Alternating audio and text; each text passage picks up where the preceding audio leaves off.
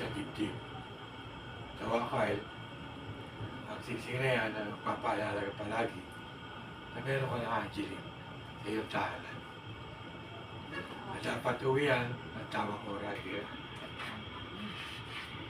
Iniling ko ito ngayon na po na. Ilan na po yung aking dideklara.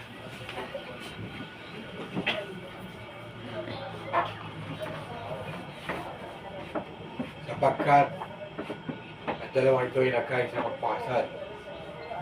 Sa araw na ito, July 12, 2024. At kayo sinaksiyan na ating Diyos at mga kapwa na ng mga narito, sila ay nakako sa isa't isa at nagdaopalan at tinanggap na bawat sa mga siksing na lahat at tapat mo kayo ng pag-ibig. Nakalak pa kanya pinagkatiwala sa akin bilang ministro ng Evangelyo. Aking pinapahayag na si Kyle, Michael at si Angeline ay mag-asawa na.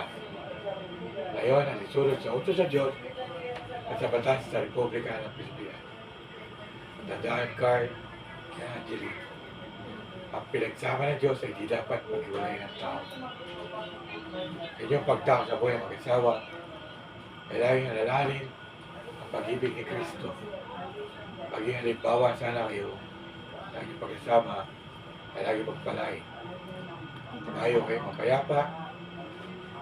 Ngayon, pinapakilala ko na po ang bagong mag-asawa na si Mr. Carl Michael Galina at si Mrs. Angeline Galina ay mag-asawa na. Mayakpakan po natin. Napansin mo, Kalina na. ang Sarmiento ay nasa gitna na lamang ng apelido. Kaya ang iyong apelido na ay Mrs. Kalina.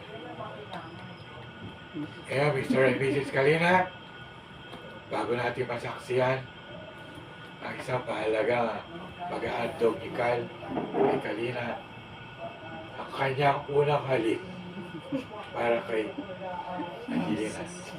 Bilang legal na magkasawa. Oo.